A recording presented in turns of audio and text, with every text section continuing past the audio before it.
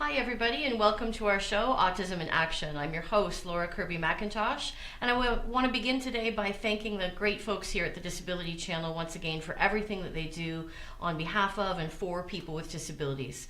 You want to check out their new website, thedisabilitychannel.ca, which we're proud to say is now fully accessible. We are coming to you live on Facebook, on Roku TV, and on Comcast in the USA. We want to thank our station sponsor today, American Standard. On this show, we focus on two really important topics, autism and advocacy, and we thank you for taking the time to tune in. As you can see, we have a very special guest for you here today, the president of the Ontario Autism Coalition, Bruce McIntosh. Thanks for joining us. Happy to be here. All right, we're going to jump straight into the interview today in an effort to fit in all the questions that have come in from our members submitted on the OAC Facebook group. And we're going to focus today on the work of the Ontario's Autism Program Advisory Committee. So we're going to start there. Bruce, can you tell us, first of all, what's the mandate of the Ontario Autism Advisory Committee? Well, there's going to be a new program to assist young people with autism in Ontario, and it's going to roll out over the next year and a half. We're there to give advice to the ministry on how that program should be structured, how it should be funded, try to avoid some of the mistakes of the past and take the opportunity to make improvements. Awesome. What other organizations besides the OAC are represented on the committee? Well, there are 15 members. Autism Ontario is with us, the Children's Rehabilitation Treatment Network, the Ontario Psychological Association. There are some parent representatives on there. There's a representative from RAPON, the Regional Autism Providers of Ontario Network. There's a couple of people who provide behavioral services in school boards. Awesome. And how often do you guys meet? We meet monthly. Well, we've met monthly to this point. Starting in March this month, there will be 2 meetings per month. Excellent. Okay. Now, as I understand it, you're being led through a very careful and deliberate process in your deliberation. Can you give our viewers a sense of where in that process you guys are right now? We are about to buckle down to the nitty-gritty of program design. Before now, we've spent time establishing what, as a committee, we feel are ideal outcomes for the program, what we feel are the principles that we should be using when we make decisions. Mm-hmm. We've also taken a look at the existing program to determine what's going well and what isn't, and how we're going to integrate those services with other programs, like schools, for example. So we've heard presentations from representatives from the Ministry of Education, and we started a conversation about how that's going to work. Excellent. All right, one more question before we go to break, and I'm just going to deke out, this is something that I ask all of my guests. Okay. But what does the word advocacy mean to you personally? Not settling. Not settling for less than what you deserve. As soon as you settle for less than what you deserve, you get what you deserve. Wow. All right. Really like that answer. Thanks, Bruce. When we come back, I'm going to ask Bruce your questions posted from the Facebook group for the Ontario Autism Coalition. Please don't go away. We'll be right back.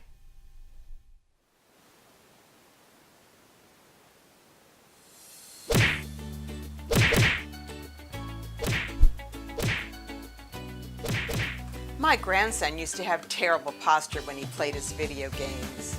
So I started using the app collar as a training tool to teach him how he is supposed to sit while playing his games. And now he sits up straight. But it's time to train his friends.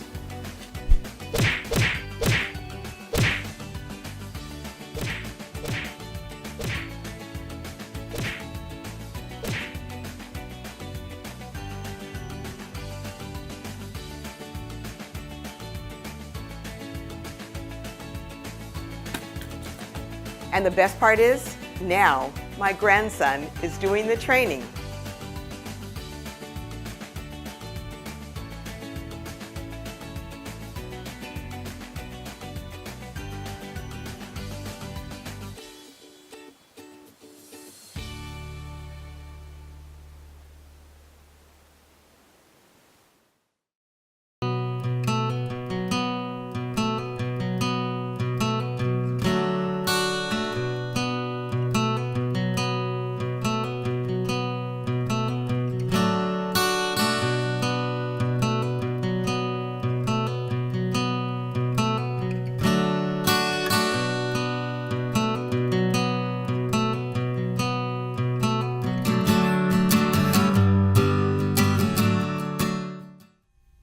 welcome back everybody to Autism in Action. I'm your host, Laura Kirby McIntosh, and we're joined today by the very handsome Bruce McIntosh. It's time for a little full disclosure here. He is my patient and loving husband.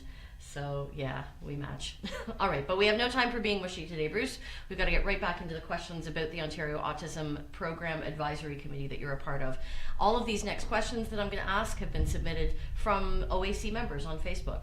So we'll start with a question from Margaret Chavez. She's from Toronto, and she wants to know, how is the Ministry of Children and Youth Services going to ensure that the new improved program will be delivered properly, fairly, province-wide, and ethically?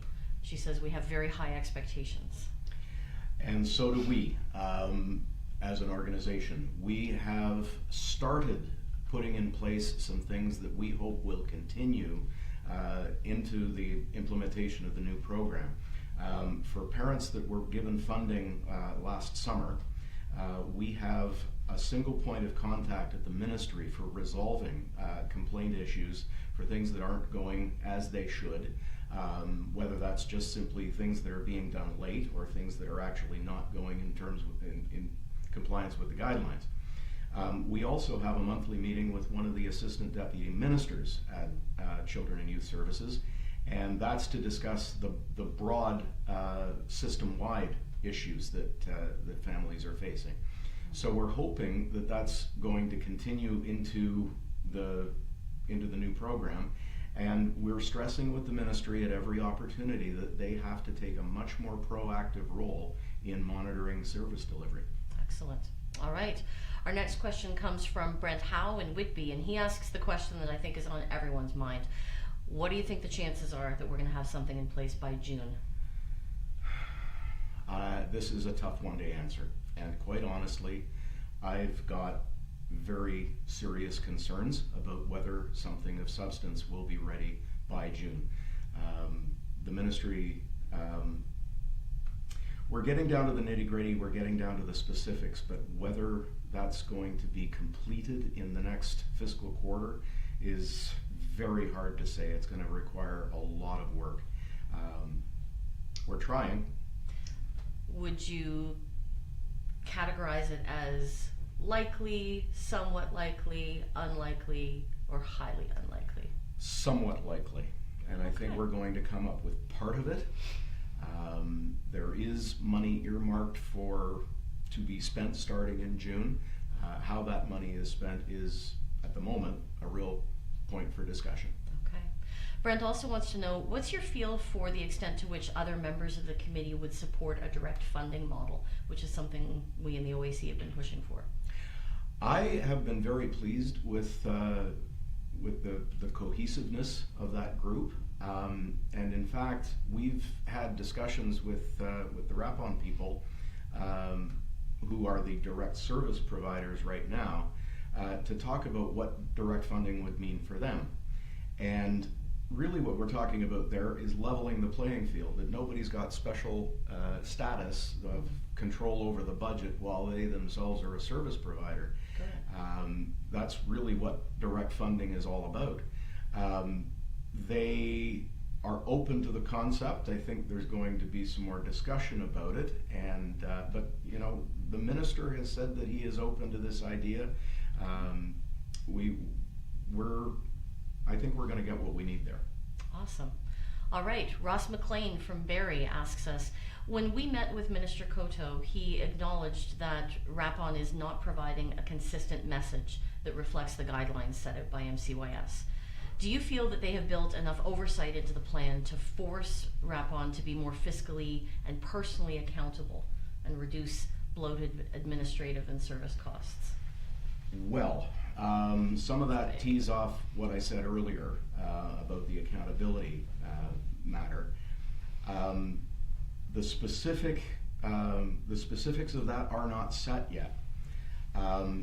But what we know is that in other jurisdictions where a direct funding model is used, that is it's delivered at lower cost. And the Ontario Provincial Auditor has reported on this twice in the last few years, that the cost of a direct funded kid for the same service, same number of hours, is a half to as little as a third what the direct service costs are, even after you take away those administrative costs. So that's why we're going after direct funding. But as far as the accountability, if we can do that single thing, we'll get more kids in service for the same amount of money. That's what everyone wants, for sure. All right, Sandy Lee Hillier wants to know, has there been any discussion or decision on exit criteria? She says the current system she likes to call the Goldilocks criteria. Don't learn too fast, don't learn too slowly, or you'll be kicked out.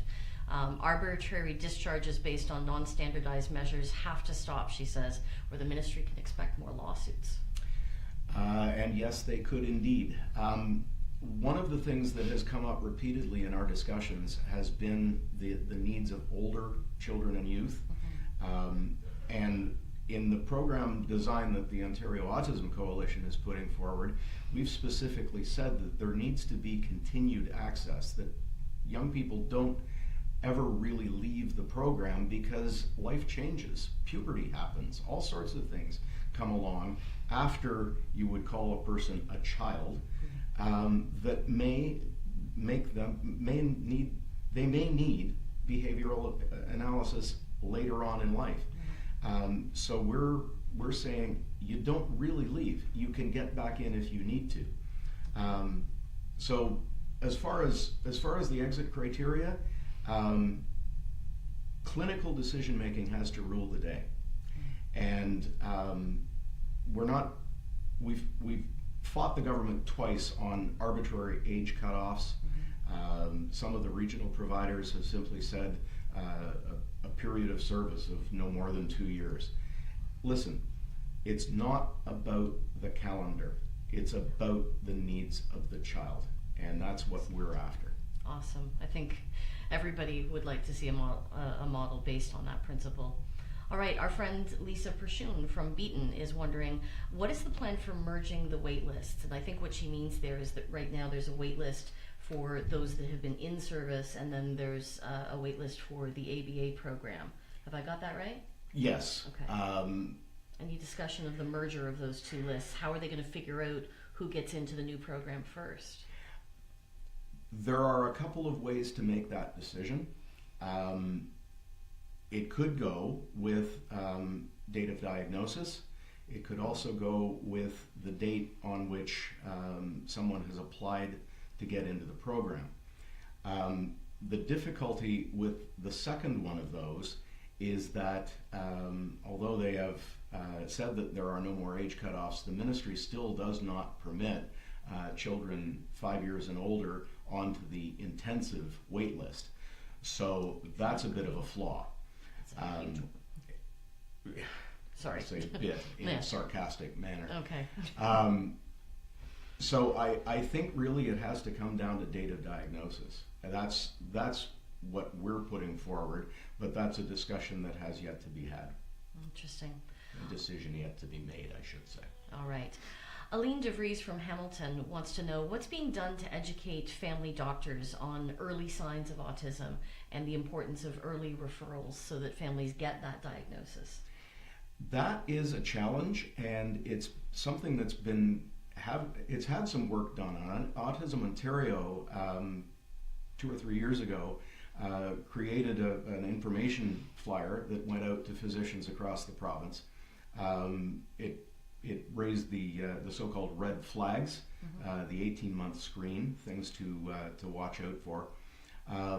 But physician education is going to be a big deal.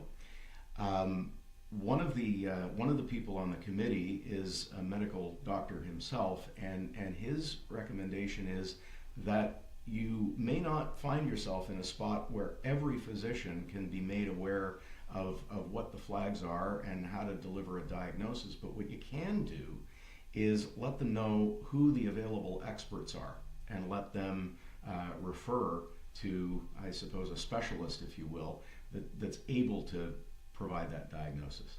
Okay, thanks. Next question, and sorry for the pace, guys, but we're trying to fit you all in. Annette GP wants to know, how will those not previously able to access support in the program be able to start in the new one?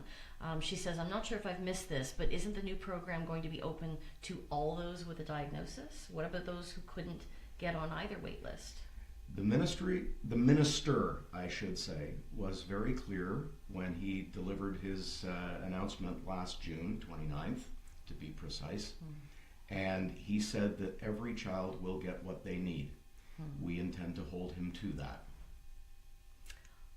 I think everyone that's watching knows what you mean when you say that. All right, we'll move on to a question from Heidi Troyan Burdan. I hope I've gotten that right, from St. Thomas. She wants to know, will the implementation committee be making any recommendations regarding better collaboration between the autism program and schools? Is the issue of children having to miss out on school and then falling behind on their academics in order to do comprehensive ABA, is that being addressed in your discussions at all? Yes, and in fact it was addressed at the last meeting, and the recognition was that we need to improve that situation. There were a couple of representatives from the Ministry of Education there, and they heard from the parent advocates on the committee a very clear message that that needs to be fixed. Their services can be delivered in schools, and they can be delivered as part of the educational process rather than in a room down the hall just to make it simpler and not need a car to get back and forth between the two. We're pushing for training for education assistants and indeed special education teachers to get them registered behavior therapist credentials. It can be done, and that, I was quite pleased, came up from a broad number of the members on the committee. That message was delivered loud and clear. Interesting. I think in a way you've kind of answered the next question, but I just want to acknowledge Cindy's inquiry about the extent to which MCYS and the Ministry of Education appear to be working together to ensure that educators and everybody in the field are well educated on autism and ABA. She's wondering whether the College of Teachers will be incorporating ABA into their curriculum. I'm going to do something you're familiar with and grab that question and just say that's one of the recommendations that's in our education's report. But do you feel like the door has opened towards some more collaboration between these two ministries? I think it was open before. I think it's open wider now. It's a result of the larger number of young people, children with autism that are entering the education system, and the challenges of getting good outcomes for those kids. You can't ignore it, you can't brush it aside anymore, and we're holding them to account. The challenge, I think, is going to happen at the school board level, because of course the ministry provides the rules and the money, but the accountability has to happen at both levels. We're going to have to hold school boards to account just as much as we do the ministry to make sure that the needed changes happen. It's funny because that question of accountability is picked up in the next question from Danielle Detamo in Sudbury. How is the Ministry of Children and Youth Services going to ensure this time going forward that providers follow the set guidelines? This is sort of a recurring theme for us, eh? That the ministry says one thing and then whether it's school boards or regional programs, they do their own thing. Indeed it is, and we can't...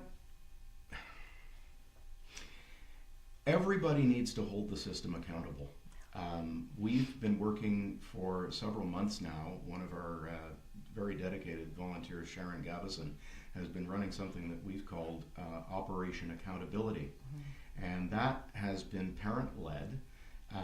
We've tracked down the clinical notes and program information for kids that have had decisions made about their therapy and about their discharges and eligibility and so on that are unethical, that aren't in keeping with the rules set out by the College of Psychologists or the Behavior Analyst Certification Board. And we've enumerated those, laid them out. The binder is awfully thick. Right now, it's with Ontario's patient advocate, Christine Elliott. We're taking it and we're showing it, and we're not going to accept substandard therapy. But it comes back to the ministry in a lot of ways. And while they have said repeatedly that they don't do clinical, as they put it, The least they could do is hire an ethicist to actually look at these decisions and determine whether they're being made properly. We're going to push. We're really going to push. I think people know that that's what they can expect from the OAC and from you in particular. All right. Our last question for today comes from Karen Boite in Scarborough, and I think it's a great one. How do you keep your sense of humor when there are so many roadblocks in your path? How do you find the fun of being a family and not become overwhelmed by the sadness and the loneliness and the frustration that comes from, I think she's talking about not just being an autism parent, but also leading this organization and all of the work that goes with that? You focus on the successes, and you learn over time that just because you didn't succeed this time. And there's always another shot at this. I never thought 10 years ago when we fought the first battle on age cutoffs that we would have to do that again. And sure enough, it came up. But having done it once, we were really so much better at it the second time. But parent networking is a big part of it too. I go to a lot of events where parents tell me that their kid got into therapy because of what we did last summer, and that is worth, I can't put words to that. It's the successes. You pay attention to that. I think that's a great spot to end. All right, I want to thank you again for agreeing to join me on the show. Not that I really gave you much of a choice. No, you never give me a choice. That's fine. That's all right. Okay, guys. We're going to take another quick break, and when we come back, we'll wrap up the show. Don't go away. I think it's important to be a part of an organization that also will support you in your education as well as in the community. OPSWA advocate helping PSW. They OPSWA help voice out the voice of the PSW to be heard all over Canada. Now they're talking about different things that can help us PSWs, like autism and Asperger's. This is new education that we need, that we don't get in school as a PSW. The conference is helping me today by teaching me about all the other programs offered to PSWs and through OPSWA that I had no idea about before, and all the other programs that I could specialize in or that could help me in my field after this. My name is Miranda Ferrier, and I'm the president of the Ontario Personal Support Worker Association, and we want to invite you to come out to our conference. At our conference, we celebrate personal support workers, and we understand how important you are to the healthcare field. So come out and join us. You're going to have a great time. And we're back on Autism in Action. What a great show that was. I really enjoyed having Bruce here. I think we're going to have him back on a regular basis, don't you think? You know, I'm going to do something kind of sneaky here and tell you a couple of things about Bruce that you may not know. Of course, you know him as president of the Ontario Autism Coalition, but I know him as my husband and my partner and the father of our children. And what a lot of people don't get to see is how much his heart is in the work that he does. He's really a massive source of inspiration for me. I've seen him and the look that he gets in his face when people come up and thank him for the work that he does and talk about the fact that their kids are getting therapy because of the work that we've done. But I also want to let you know about his motivation. He's not paid for his work on the implementation committee, and he's not paid for any of the work that he does for the Ontario Autism Coalition.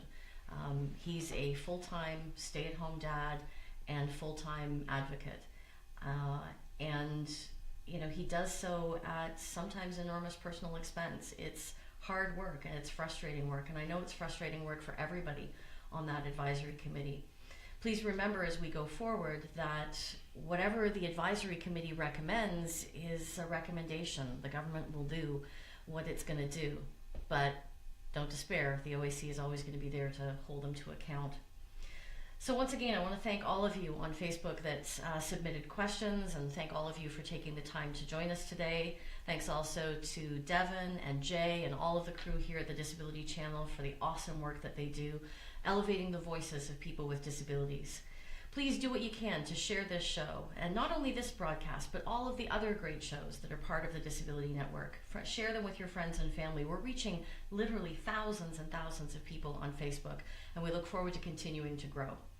So we are totally out of time for today, but I think it was a great show. Thanks again for watching, and we'll see you again next time. I'm Laura Kirby McIntosh, reminding you to keep being awesome.